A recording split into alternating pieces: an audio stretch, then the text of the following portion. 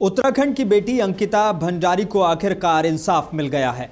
अंकिता ऋषिकेश के एक रिजॉर्ट में काम करती थी, जो भाजपा नेता और पूर्व मंत्री के बेटे पुलकित आर्य का था।